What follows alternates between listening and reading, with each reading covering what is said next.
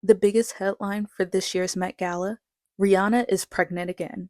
And while I'm happy for her, let's be honest, the real story was how badly the Met Gala missed the mark.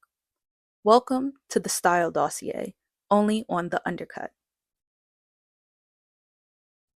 Before we jump in, welcome.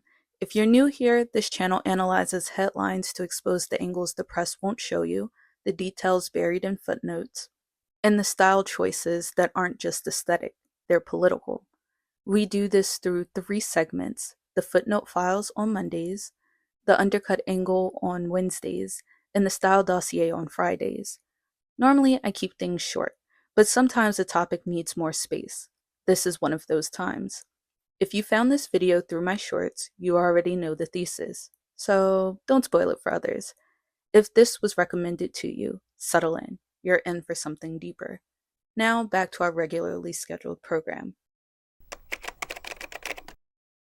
Mainstream media's coverage of the 2025 Met Gala was wall-to-wall. Best dress list, red carpet missteps, celebrity interviews. Rihanna's pregnancy dominated headlines. People named her best dress. E! News gave the crown to Cardi B. No rationale, no depth. But what else is new? Even independent media mostly stuck to surface-level hot takes. One common thread was criticizing Halle Berry's dress as too young for her age.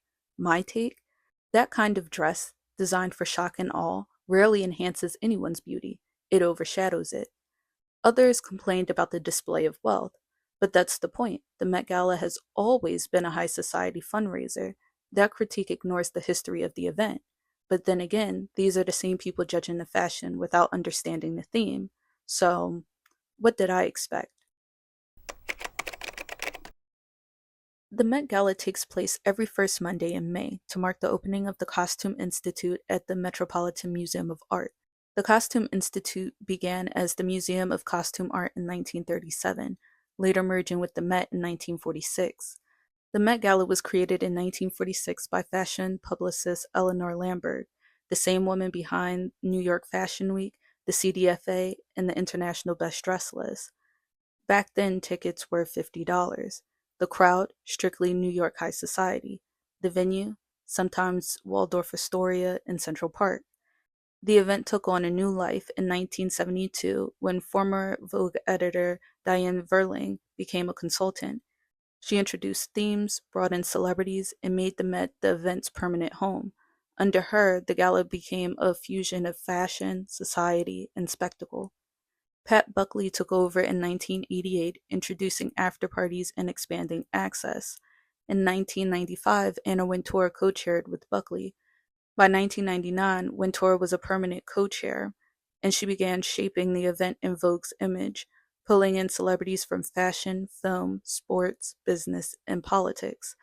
By 2001, it officially began the event of the first Monday in May. By 2004, the use of specific dress code on the event's invitation was ushered in. The event now raises millions, $17.4 million in 2017 alone, making it a vital fundraiser for the Costume Institute.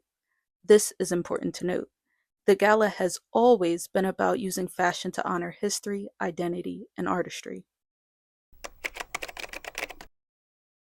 Each Met Gala has a theme, and those themes matter.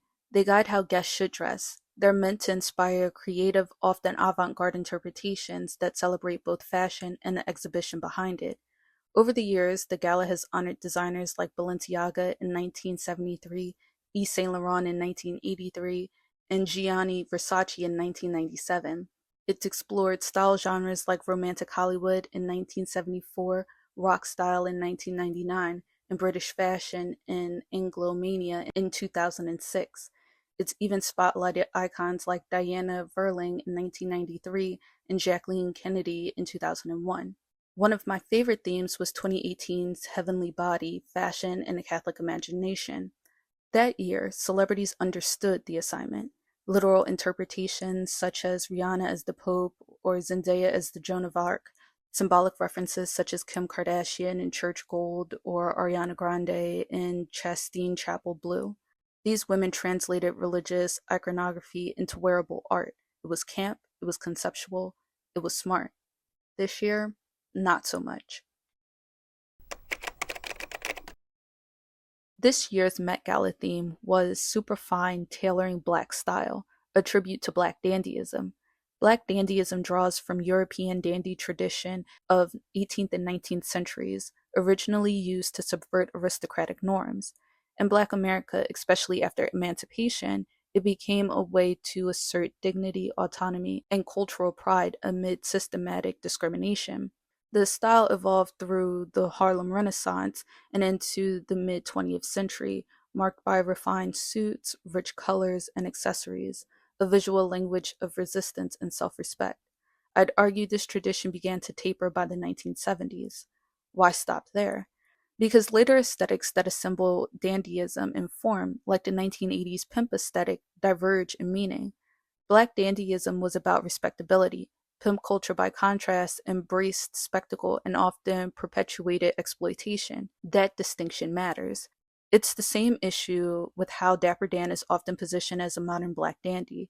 His designs draw from dandy aesthetic, but the spirit is different. Hip hop and street culture reinforce the very systems that devalue black life. Hollywood flattens this complexity. By grouping Dapper Dan with Reconstruction era style or using gender fluidity to check a diversity box, it dilutes the political and cultural weight behind Black dandyism. That's not a tribute, it's a distortion. And if Hollywood really cared about honoring the history, this year's Met Gala would have reflected that. Given the nature of the Met Gala, known for the imaginative haute couture and the historical richness of Black dandyism, which draws from aristocratic European fashion in the Harlem Renaissance, I expected attendees to reimagine what dandyism could be, especially with the dress code as open as tailored for you. Some completely missed the cultural and thematic point, notably Kim Kardashian. She wore an all black ensemble devoid of any meaningful reference to black culture. Her outfit was a two-piece leather look with contrasting leather prints and smooth textures. May have been well tailored, but it was conceptually flat. Two mismatched leathers? That's not fashion commentary. That's confusion in fabric. Others landed closer to the theme but defaulted to their usual red carpet personas, like Kylie Jenner and Sabrina Carpenter. Kylie nodded towards dandyism with tweed fabric and embellishments, but undermined the look with overt sexual appeal that stripped away the historical nuance. Sabrina mimicked suit elements but maintained her signature hypersexual styling, which clashed with the theme's call for dignity and homage. Then there were those who interpreted black dandyism literally, such as Zendaya and Lewis Hamilton. We saw several cream-colored suits and hats, clean tailoring, and polished presentations. Among them, Lewis stood out. His look blended 19th century dandy elements with modern fits. The pants and tuxedo jacket struck a balance between heritage and relevance. My only critique? If you wear a cream suit, skip the black shoes. Go all in. Some attendees leaned abstract, channeling figures from the movement like Josephine Baker. Serena Williams comes to mind. Serena's look referenced 1920s flapper fashion with finger waves and a sleek silhouette. But while the Harlem Renaissance and the flapper era overlapped, they served different cultural purposes. Black dandyism emphasized respectability and public presence. Flapper life was about nightlife and rebellion. Serena captured the mood, but missed the mark in execution. A number of guests took refreshing liberties with tailoring itself, reimagining the suit. Quinta Brunson, Kendall Jenner, Tyla, Ashley Graham, Audrey Day, and more explored structure, silhouette, and texture. These looks played with femininity, proportion, and suit-adjacent forms, a creative approach that respected the roots while moving the concept forward. Others went even further, redefining what black dandyism might look like today. Rihanna, for instance, reworked 19th century dandyism into a sleek silhouette with a tuxedo-inspired jacket and skirt rendering in contemporary suiting fabric. It was a fusion of the past and present. Iman Hammond also delivered. Her look combined 20th century dandy elements with modern feminine tailoring. She accessorized with the cane and fascinator, British symbols of aristocracy, creating a layered commentary on class and transatlantic black identity. And then there's Tessa Thompson, who may have best embodied abstract black dandyism. Her avant-garde trench coat, rooted in 19th century British fashion, was transformed into high concept art. It was bold, interpretive, and intelligent. Tessa did what most attendees should have done: visually honored the exhibit and its messaging through intentional styling. This year, most missed the assignment entirely. Few took real risk. Few embodied the time period or spirit behind the theme. The outfits lacked thought, depth, and historical context. Compared to 2018's Heavenly Bodies, which saw full creativity and commitment, this year felt hollow. But this wasn't just an aesthetic failure. It symbolized a deeper issue: the continued sidelining of Black contributions to fashion and art. That's not just about the looks, it's about the leadership. Look at who was chosen as co-chairs: Coleman Domingo, Lewis Hamilton, ASAP Rocky, and Pharrell Williams, with LeBron James as an honorary co-chair. Coleman fits. His style aligns with the dignity and detail of Black dandyism. But the others? They simply don't reflect the spirit of the movement. Hamilton leans towards streetwear and athleisure. ASAP Rocky experiments with gender-bending fashion. Pharrell often dresses in anti-style minimalism. And LeBron? He's either in sweats or flashy suits. None of these are rooted in the aesthetic or value of Black dandyism. So why were they tasked with representing it? And yet, the press said nothing. No questioning of the theme's execution, no critique of how the event flattened the style born out of Black resistance and self-definition. Instead, we got glam shots, best dress list, and empty praise. Which leads to a larger question: do most of these celebrities even care about fashion as a craft, or are they just there for optics? This reflects on Anna Wintour, who has overseen the gala for more than 2 decades. I'm not suggesting she lose her role, but after 25 years, her vision feels tired.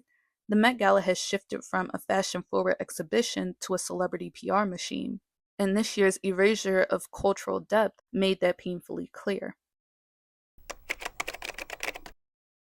At its best, the Met Gala is where fashion meets storytelling, where clothes become cultural commentary. But this year, with the theme as rich and layered as Black dandyism, the industry had a rare opportunity to honor a legacy of resistance, refinement, and reinvention, and it largely let it slip. What we saw instead was a mix of surface-level interpretations, celebrity placeholders, and media silence. If fashion is supposed to say something, this year said very little. This wasn't just a fashion flop, it was a reminder that when it comes to Black cultural history, even the world's most prestigious fashion event can get it wrong, and the media will still applaud. This has been the Style Dossier, where we don't just rate the look, we read the narrative.